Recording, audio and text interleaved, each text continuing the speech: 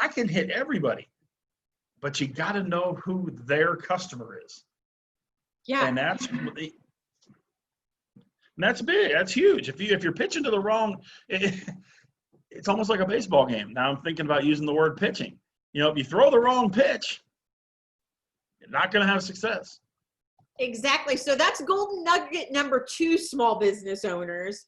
Your target market. I talk to people all the time that go, I was talking to an insurance guy the other day, and he sells life insurance, and he said, Christy, my target market is everyone that's breathing that needs to purchase life insurance. And if they don't need to purchase it, they need to purchase it on their children.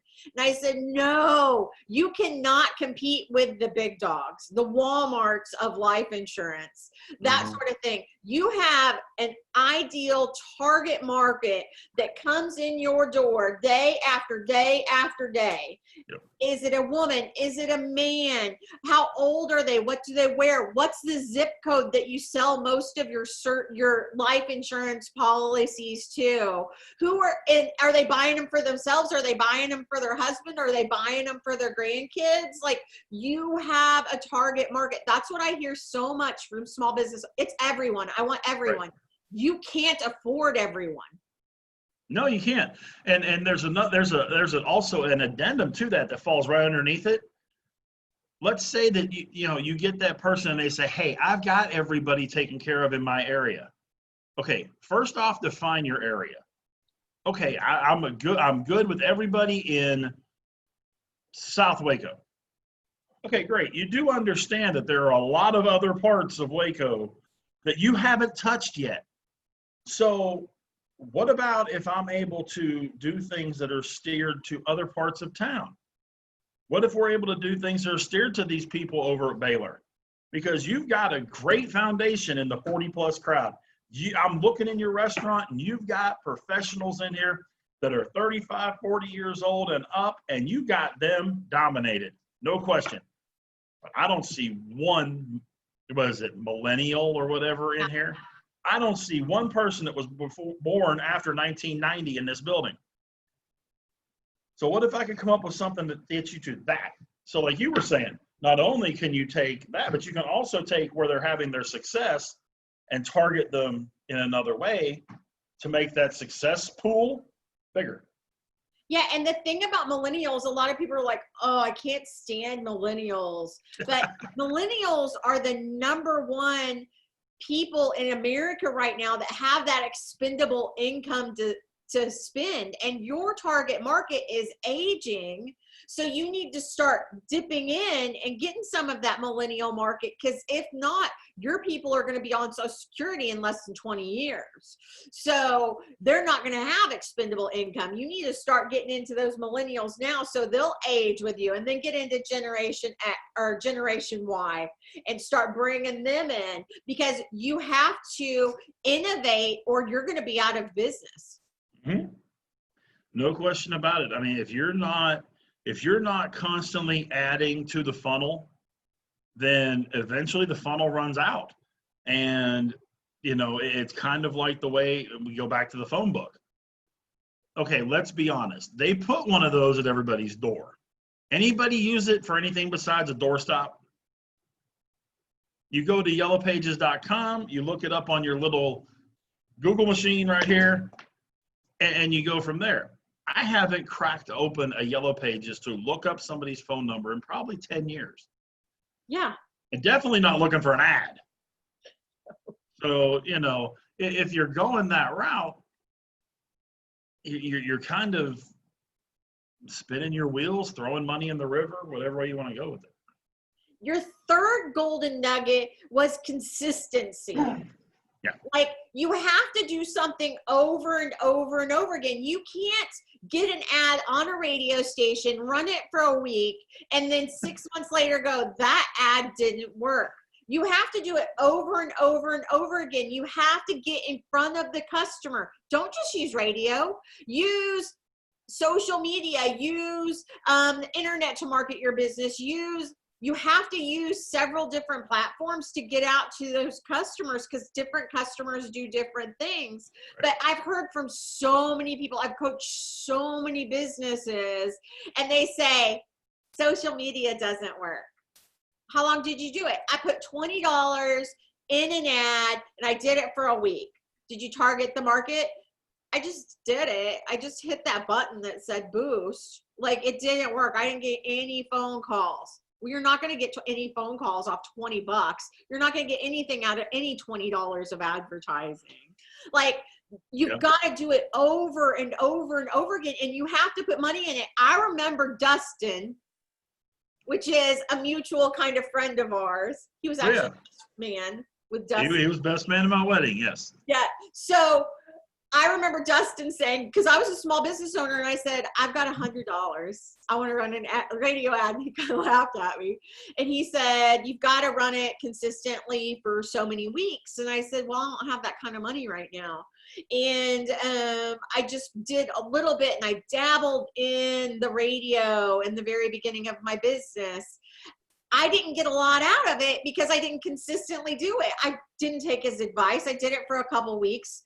What I did was totally wrong, and it didn't work for me. Now, I'm not that kind of person that says, well, it didn't work for me. I went back and I tried again and again and again until it really worked for me, and it got us a lot of business. So you have to do consistency in whatever kind of marketing. And like you said, put it in a couple different buckets, but find those buckets that really work for you. I like social media and Facebook and doing it online. Also podcasting. I know this is a long-term thing. I've been doing podcasts for over a year. I haven't got that many customers from it, but I know consistently people will want to listen. People will want to do business with me because I'm consistent with it. I consistently get the same amount of listeners, but it goes up every single week. So that's one thing that's huge, especially for radio or any marketing. Yeah, I have a ton of folks that either call us or we talk to them, or however it comes across that we meet up, that do that exact same thing. They're like, I can spend $100. I feel like I'm taking their money. My reputation, my career has been based on trying to get people results. Do I succeed 100% of the time? No. Last perfect man they nailed to a cross. That's the way I look at it. But when you look at it from the standpoint that you do everything you can, and part of doing everything you can is doing the exact same thing we were just talking about, telling folks they've got to have the consistency. They may need to wait a couple of weeks before they can start. Most of the packages that I put together are usually for 13, 26, 52 weeks. Yeah. Because there's two types of businesses. And every business in the world falls into one of these two categories. It's an impulse buy or a non-impulse buy. A 50-cent hamburger at McDonald's is an impulse buy. Building a deck on the back of the house is not an impulse buy. Yeah. You've put a lot of thought into that, and you've done, okay. Every business is one of those two. And you have to manage expectations, which is even bigger. Yeah. I have had, you get those people that spend, $300 or $400 on a month's advertising, and they expect to make $5,000, and they expect to have 200 new people walk in their doors. Well, if you don't manage expectations, you're going to turn around to try to get a renewal, and they're going to be like, well, where's all these people we're supposed to have? What are you talking about? You have to ROI is huge. Mm-hmm. Looking at return on investment. Again, going back to the restaurant thing. It's a whole lot easier to make up a $500 advertising investment at a car dealership than it is at a restaurant. Mm-hmm. You sell one car, you're way ahead of the game. Yep. You got to sell a whole bunch of hamburgers to get to $500. Exactly. So it's a balancing act. And when businesses are, and part of this is on us and part of it's on the client, the business owner, the prospect, the client, whatever term you want to use, because their expectations and our realistic things that we can do very rarely jive. Yeah. Very rarely are the same. So we've got to make sure they understand. A lot of times I tell people at a remote, when we do a live broadcast somewhere, I will tell them straight out, unless I know we're going to have people there, don't expect anybody to come. Uh-huh. Because then you underpromise and you overperform. First person that shows up, you're a hero. But there's also, you never know what's going to happen. No. It could rain. You know, something could go completely haywire. And that day, you don't have anybody show up. But the residual of doing the remote, somebody walks in Monday morning, hey, I heard Batman talking about this place on Saturday. I heard you guys have got the greatest brisket sandwich in Texas. I got to try one of those. Yeah. Didn't show up during the remote, but they showed up the next chance they had. So there's also that residual at the same time. Yeah. Go ahead. No, you're good.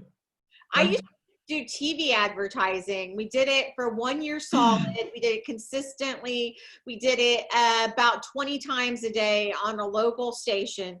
And we did about 4 or 5 commercials that year, but it was bam, bam, bam, bam, bam from 6 a.m. till about 12 a.m. So we were in a wide range. Still, people will come up to me today and say, I saw you on TV the other day, when we haven't done that for years. So you don't know with that consistency when it's really going to pay off for you. I mean, I'm still getting paid from doing that advertising 5 years ago. I've sold the business and bought it back. And people don't even like, yeah, you saw me. Like, that was 5 years ago. Yeah. Yeah, it's wild the way that some of those things happen. You know, I've left, gone, worked in other markets, came back, done it twice. And I've got people that have been on the air with me since I started 16 years ago. And when I left, the I guess good/bad part, when I left, they left. And when I came back, you know, hey, I'm back in town. Great, come see me. That kind of thing. There are still some of those that remember me from my previous life in town too, with the other stations I was with, which is okay. That's not a problem. I just have to kind of clarify with them what I'm doing now. But you're right, you know, the consistency builds. And especially if you have quality commercials, which I know, again, working with Dustin, I've known him long enough. I know you had quality commercials. But it's a quality commercial. It's a quality message. And you have to plant the hook. Again, theater of the mind.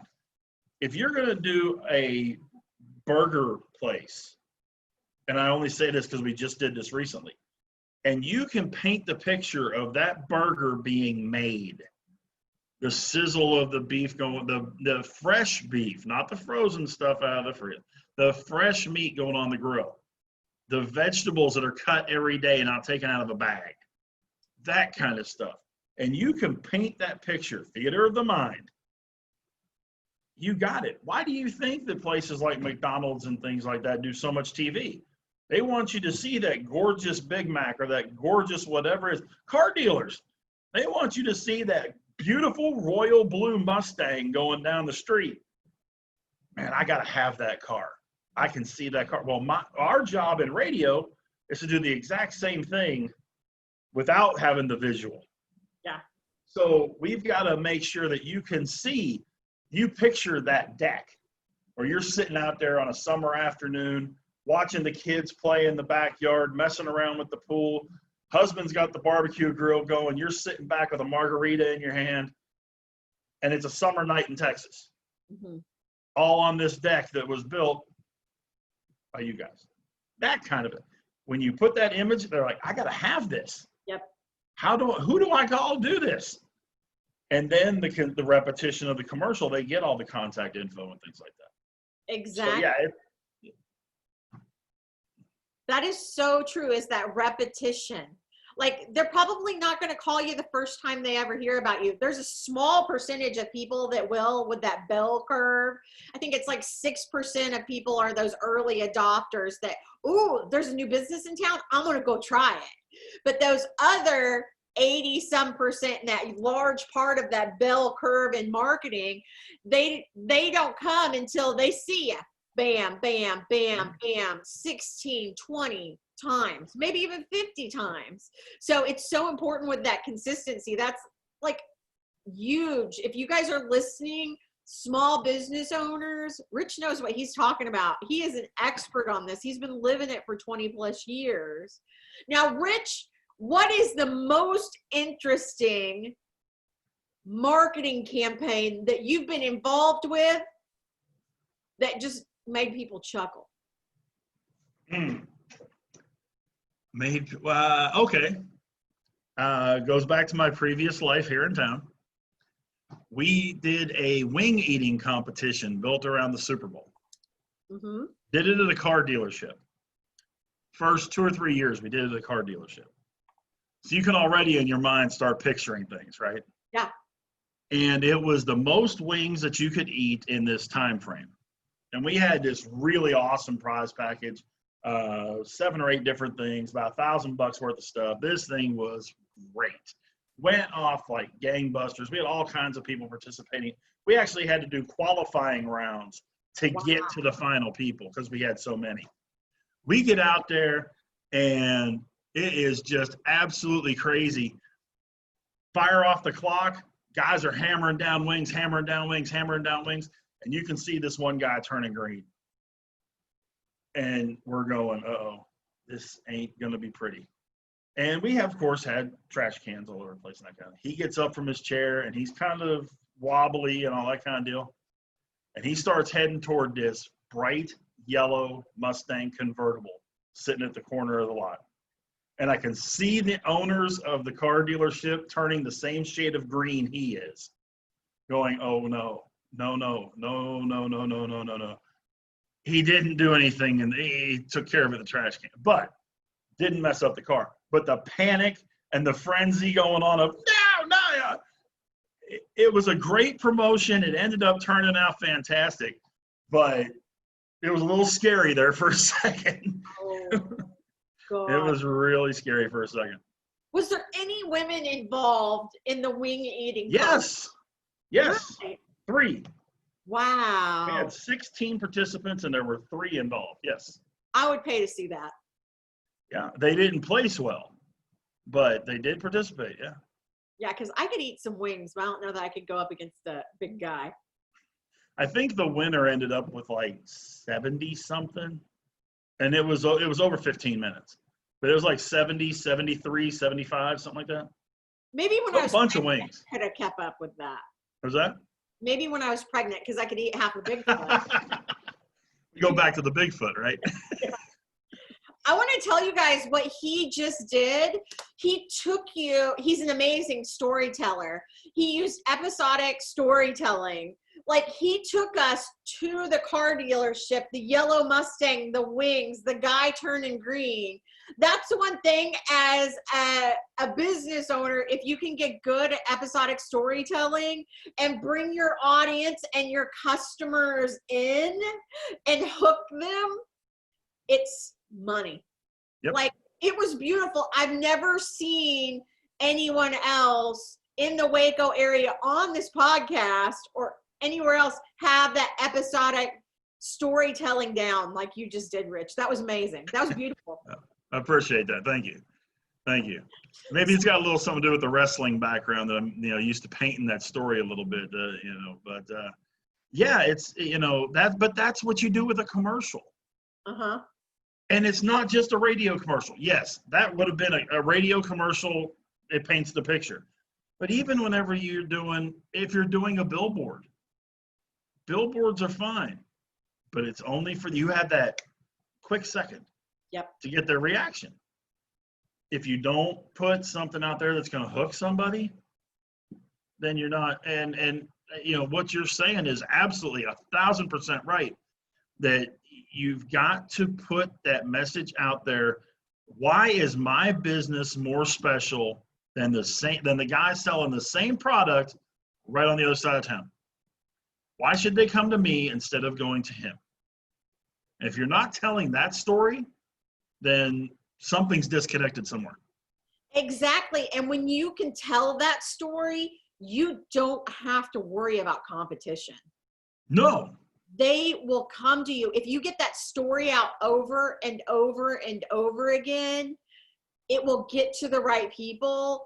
And you will not have to worry about them. You will have to keep marketing, Right. but you will not have to ever worry about the comp, because 99% of people don't ever figure it out. They can't answer that question. Why is my business better than this business that does the exact same thing that I do? Well, our customer service is great. Well, yeah, that's not really going to sell you anything. What is it? What's that it factor? What's that one thing that makes you just stand out? And if you don't know what it is, come up with it. Right. Talk to somebody like you, a paid professional, and he'll save you decades worth of time. That was another golden nugget. That was amazing. Well, it's amazing how some people try to make advertising and marketing difficult. Mm-hmm. And they overthink it. In most cases, it's not that tough. People try to make it where it's brain surgery, and you're trying. Your product. Nobody should know your product more than you. No.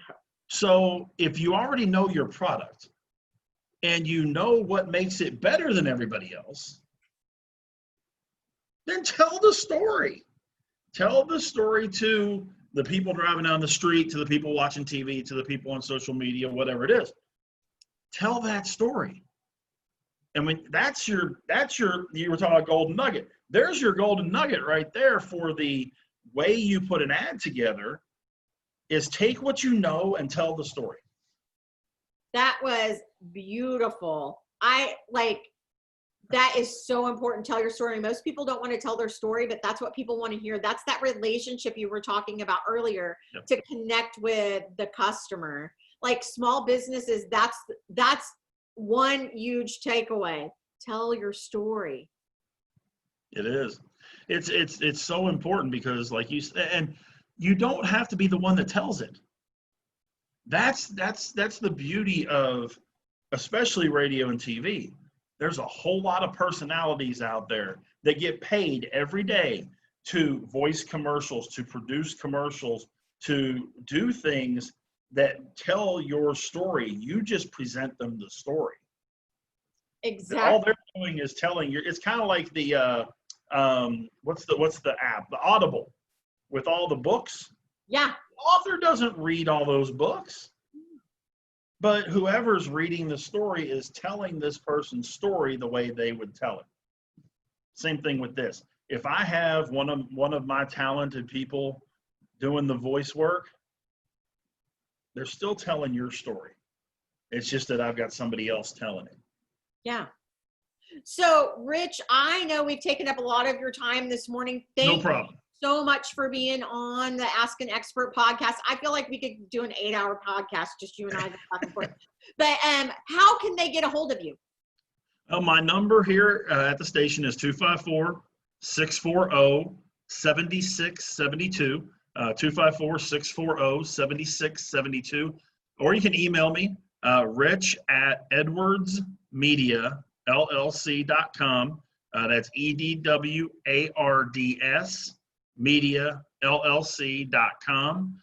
And I would love to get a chance to talk to folks about what can be done to help out their business, whether it's using the station, whether it's using the station in something else, whether it's working on what they're currently working on. There's a lot of folks out there that I think could use might be able to help them out.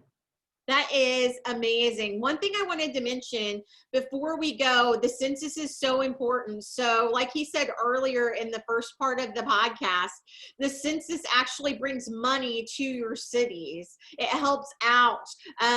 We have to have an accurate count. So make sure and fill out your census. Yeah, definitely. I know that we've had all month long, we've been at different places. BJ.DJ and Go DJ Batman have been at different places all over town during the lunch, getting people signed up along with folks from the city of Waco. And it's been very effective. We've gotten a ton of people to fill out their census that hadn't already done it. And, it's definitely easy to do. I mean, all you've got to do is go to census.gov. And it's right there. So, you can do it on your phone, you can do it on your laptop, or you can just, it takes care of the whole family. And it not, there's so many different things I learned because, you've got representation, the House of Representatives and things of that nature. The areas that they represent are based off of the census. The funding for things like WIC and SNAP and school district funding and things like that all comes from that too. So it's not just, these people just want my info to be able to sell it to these businesses. That's not what they're doing. No. They're looking to help everybody in the communities and make sure that the communities that deserve stuff get stuff. Exactly. And if you've just got a green card, or you're here, and you could be even here illegally, they're not looking for you. Still fill out the census data so our city can get the money, the funding, the things that we deserve in Waco. And it's only one person per family that has to fill it out. It's not like every person has to do it. Yeah. One person can cover the whole household. Yeah, you're at home, fill it out. Rich, before I go, I always like to ask a fun question of my guests. So let's imagine that you were stranded on a desert island and all of your human needs are met. What are the 2 things that you would take with you on that desert island as a luxury? Wow. Does my wife count as one of them? I think that's a human need. Oh, okay. Yeah. Wow. Wow. Now you got me really thinking. 2 luxury things, probably one would be, and this is probably going to sound kind of weird, but a fishing rod. I've always been I like fishing, but if I'm on a desert island, I'm going to try and go doing some fishing, real fishing. So a fishing rod, and probably